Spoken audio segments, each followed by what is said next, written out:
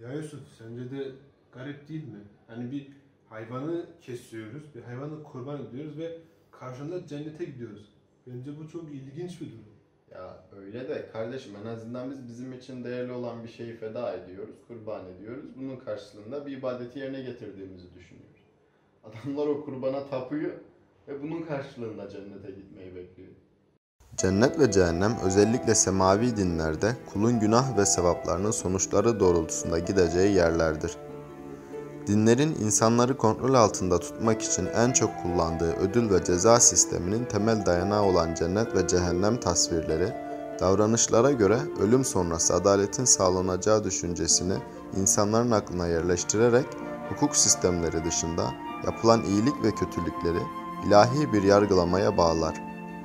Bu yargılama ile bu dünyada istediklerini elde edemeyen insanlar, ilahi varlığın kanunlarına uymaları halinde öteki dünyada arzularına kavuşacakları vaadiyle, yani ilahi adalet sistemleriyle kontrol altında tutulmaya çalışılır. Şimdi gelin farklı inanç sistemlerinde cennet nasıl tasvir ediliyor, kimler cennete gidebiliyor bunu öğrenelim. Öncelikle İslam dininden başlayalım. İslamiyet'e göre cennet, Allah'ın isteklerini yerine getirenlerin gideceği yerdir. İslamiyet'te ilk günah inancı yoktur. Herkes günahsız, saf ve temiz doğar. Çocuklar öldüklerinde cennete giderler. Bu inanışa göre cennet, bütün isteklerin yerine getirildiği yerdir.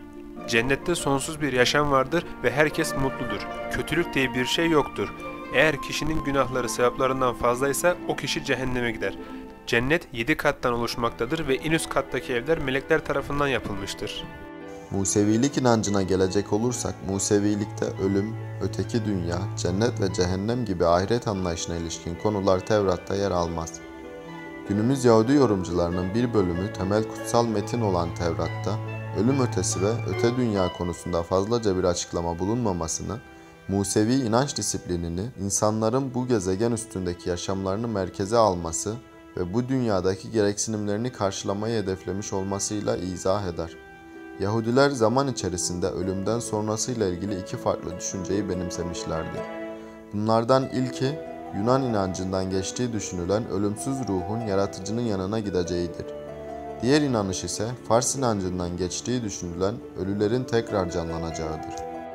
Hristiyanlığa göre cennet, Tanrı'nın tahtının bulunduğu ve kutsal meleklerin olduğu yerdir. İnsanlar öldükten sonra cennete giderler. Ancak burada geçici olarak kalırlar. Azizler dünyaya dönüp yeni dünyayı kurduktan sonra ölüler tekrar canlanacaktır. Eski Mısır inanışında ölüm sonrası yaşam inancı vardı. Bu nedenle ölülere çok özen gösterilirdi.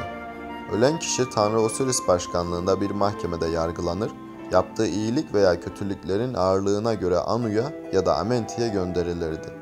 Anu, insanların tanrılarla birlikte oturup yemek yiyebildikleri, kadınların erkek, erkeklerin de kadın sahibi olabildiği sonsuz bir mutluluk ülkesiydi. Tanrılar ölen kişi adına göğe bir yıldız yerleştirir ve onun adını sonsuza dek yaşatırdı. Burada ölen kişi mülk sahibi olabilir ya da istediği ürünleri bu verimli topraklarda yetiştirebilirdi. Ancak kişinin kötülükleri ağır basıyorsa Osiris tarafından Amenti'ye gönderilirdi. Amenti, türlü acılar ve işkencelerle dolu bir yeraltı dünyasıydı. Kötü insanların buradan dönüşü ancak hükümdarları olan Firavun'un ölümden sonra onun Anu'ya ulaşması ve isteğini Osiris'e sunması ile mümkün olurdu. Sümer inancında ise ölülerin gittiği dünya tektir ve buradan dönüş yoktur. Kur isimli bu dünyada tanrılar, yüce kişiler ve tüm ölüler bir arada yaşar. Sümer inanışında bu yeraltı dünyası için kan akıtmak ve adak sunmak gerekir. Aksi takdirde ölülerin ruhlarının kendilerini rahatsız edeceğine ve tanrıların kendilerine felaket göndereceğine inanılır. Ayrıca Tanrılar Bahçesi olarak bilinen Dilmun adında bir yer daha vardır. Bu bahçeye kurda süresini doldurmuş kişiler gidebilir. Ancak her ölünün ruhu mutlaka kura gitmek zorundadır. Dilmun, çayırların ve meyve bahçelerinin alabildiğine uzandığı, su ve bilgelik tanrısı Enki'nin tatlı sularla bezediği son derece muhteşem bir yerdir ve kurda zamanını dolduranlar buraya gelebilme hakkı kazanır. Eski Türk inanışlarına geldiğimizde tin olarak bilinen ruhun ölümsüzlüğü ve maddi bedenin ölümü sonrası tinin sonsuzluğu kavramı eski Türk inançlarında da mevcuttu. İyi tinlerin göklerin üzerinde gök tengriye yakın ve aydınlık bir yer olan uçmağa gideceğine ve orada dünyadaki iyi halleri gibi yaşayacaklarına inanılırdı. Ayrıca ölenlerin arkasından atı kesilir ve bu atın bazı parçaları ölünün mezarına yakın bir yere mızraklarla asılırdı. Ölenlerin bu atla uçmaya gideceğine inanılırdı. Cehennem tasviri olarak ise tamu kelimesi kullanılmaktaydı. Bu dünyada fenalıklar yapanlar yer altında olan tamuğa gidecek ve orada fenalıklarının cezasını çekecekti.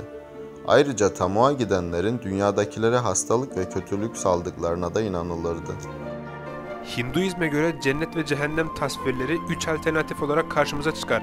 Hinduizm inancında ölen kişinin ateşten bir çemberden geçeceğine ve bu çemberden geçen kişinin günahkarsa yanarak Naraloka'ya yani alt dünyaya gideceğine inanılır. Kişi günahkar değilse bu çember sonrasında karşısına 2 yol çıkar. Bu yollardan biri Brahma'ya, diğeri ise Nandana'ya çıkan yoldur. İyi insanların Nandana'da dünyadaki iyiliklerinin karşılığını alana kadar belirli bir süre kalacaklarına inanılır. Budizm'de ise kalıcı bir cennet ya da cehennem kavramı mevcut değildir. Tavatimsa denilen bir geçici ikamet mekanı vardır. Ölümü tadan kişiler Tavatimsa'da derecelerine göre geçici olarak ikamet ederler. Nirvana'ya ulaşmayla ilgili ilim ve irfan sahipleri Tavatimsa'nın en üst düzeylerine kadar varabilirler. Ancak hiçbir ruh Tavatimsa'da kalıcı ikamet edemez. Oradaki süresini tamamladıktan sonra farklı bir kimlik ve özellik ile reenkarne olur. Budizm'de ayrı bir cehennem kavramı da yoktur. İnsanların Tavatimsa'da kalış ve oranın nimetlerinden yararlanma süreleri iyilik ve kötülük derecelerine göre değişkendir. Videomuzu beğendiyseniz beğenmeyi ve kanalımıza abone olmayı unutmayın. Bir sonraki videoda görüşmek üzere.